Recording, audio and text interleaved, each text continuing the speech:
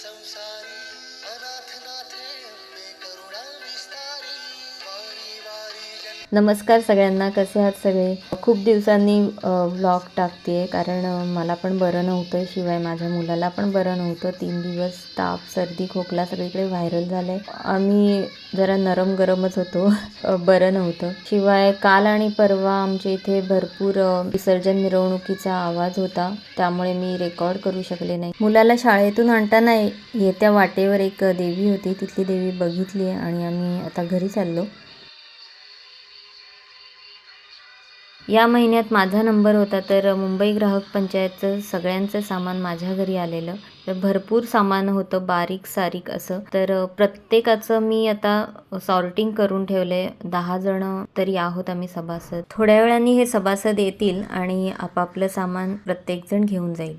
त्यानंतर आता आम्ही निघालो भोंडल्याला. सोसायटीचा भोंडला आहे आमचा. तर बघूया आता भोंडला आपण. तर इथे तयारी सुरू आहे.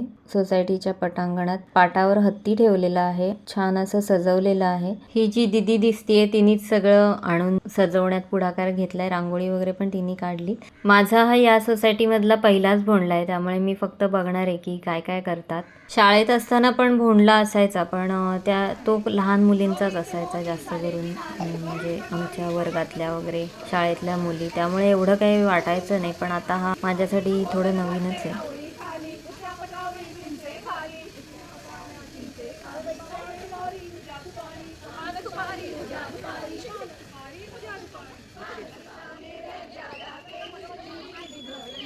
माझा मुलगा तर इकडे तिकडे पळतच होता, त्यामुळे माझं तर खूपसं लक्ष त्याच्याकडेच होतं. नाचण्यात काय एवढं लक्ष नव्हतं. मधून मधून मी गाणी म्हणत होते, पण त्याच्याकडेच माझी मान वळत होती सारखी सारखी.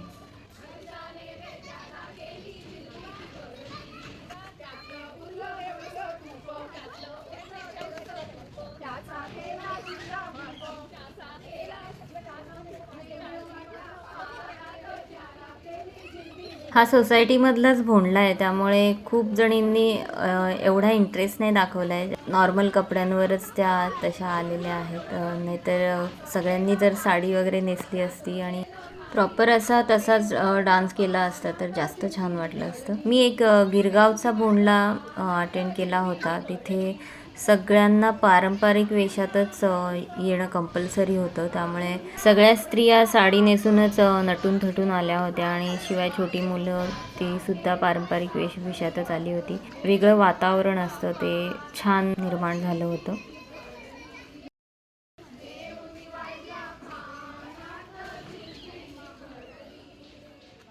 मुंबई ग्राहकमधून मी आमरस मागवला होता, तर आता मी तो फोडला आणि माझ्या मुलाला दिला थोडासा, आणि बाकीचा आता काढून ठेवते फ्रीजमध्ये. आमरस कधी पण खायला बरं पडतं. तुम्ही म्हणाला आता भरपूर मार्केटमध्ये असे आमरस मिळतात कधी पण याच्यावर माझा जरा जास्त विश्वास आहे. शिवाय MRP पेक्षाही कमी किमतीत उपलब्ध होतो, त्यामुळे मी हा कधी पण मागवते जेव्हा अवेलेबल असेल तेव्हा. आणि आता जरा सॉफ्ट टॉईज धुवायला लावलेत. ऊन पण भरपूर पडतं आता या दिवसात. टॉईज असतात की जे धुवून वाळवायचे असतात असे कडक उन्हात, तर ते आत्ताच वाळवलेले बरं. माझ्या मागच्या एका व्हिडिओमध्ये तुम्ही बघितलं असेल, मी असे सॉफ्ट टॉईज वाळत घातले होते. त्यानंतर आत्ताच धुतलेत, कारण ऊन चांगलं पडलंय. ओले राहिले तर खराब होतात, म्हणून कडक उन्हात वाळवणंच चांगलं आहे. हे सॉफ्ट टॉईज माझा मुलगा भरपूर वापरतो, नाका तोंडाशी धरतो, म्हणून धुवूनच टाकले. आता जरा आमच्या घराच्या आजूबाजूच्या 2-3 देवी आम्ही आता बघायला आलोय. तर ही एक छोटीशी देवी आहे. अगदी माझ्या किचनच्या खिडकीतून सुद्धा ही दिसत नाही, पण कळून येते मंडप वगैरे. आरती सुद्धा ऐकू येते त्याची. आणि ही थोडीशी त्याच्या पुढची देवी आहे. एक जरा मोठं मंडप वगैरे आहे ह्याचं. छान आहे.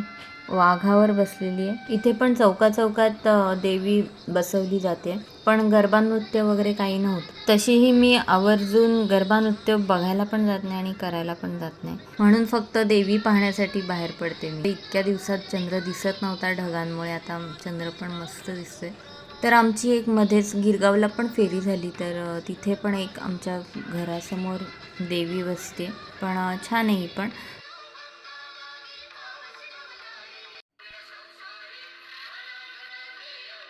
आणि ही गिरगावची राजमाता म्हणून देवी आहे. मोठी असते ही आणि त्याचं मंडप पण मोठं करतात मस्त. छान असते ही देवी. रोज साडी बदलतात. काही काही ठिकाणी रोज साडी नाही बदलत, ती एकच असते. पण जे जे नवरात्रीचे रंग असतात त्यानुसार ह्या देवीची साडी बदलली जाते आणि सगळ्या साड्या खूप छान असतात. एकदम मस्त दिसते देवी. गिरगावमधल्या या आम्ही 2च बघितल्या, जवळच्या होत्या त्या. आणि आम्ही निघालो कारण रात्र पण भरपूर झाली होती त्या दिवशी. घरी आल्यावर थोडीशी भूक लागली होती म्हणून विचार केला की काहीतरी पटकन असं केलं तर बरं होईल, कारण जेवण करायला तेवढा वेळ नव्हता. खूप उशीर पण झाला होता, खूप वेळ गेला असता जेवण करेपर्यंत. आणि निघालो तेव्हा काही जेवण केलेलं नव्हतं, जरा लवकरच निघालो होतो तेव्हा. म्हणून मी आधी साधी फोडणी टाकली, जिरं मोहरी कांदा टोमॅटो हे सगळं. मटार पण टाकलेत, मला मटार आवडतात म्हणून मी जरा टाकले त्याच्यात. नॉर्मल आपण हळद हिंग टाकतो तसं केलं. मस्त परतून घेतलं आणि मग त्याच्यात टाकले हे कॉर्न, मक्याचे दाणे. मक्याचे दाणे मी काय आधी उकडून ठेवलेले नव्हते, ते असेच नुसते सोललेले होते. आणि त्याच्यात मी शेजवान चटणीचा 1 चमचा टाकला, म्हणजे जरा चांगला तिखटपणा येण्यासाठी, कारण मी आधी हिरवी मिरची टाकलेली नाही. आणि मस्त लिंबू पिळून वाफ काढली आणि हे बघा एकदम छान असे टर फुगले. हेवी नाश्ता होऊन गेला माझा. याला कॉर्न भेळ पण म्हणतात किंवा मक्याचा मी चिवडासुद्धा म्हणते. काही काही जण डायरेक्ट मिक्सरमधून मका क्रश करून घेतात आणि मग त्याचा असं फोडणी वगैरे घालून स्नॅक्स तयार करतात. करून बघा एकदा नक्की. कॉर्न भेळ आवडली असेल तर लाईक नक्की करा.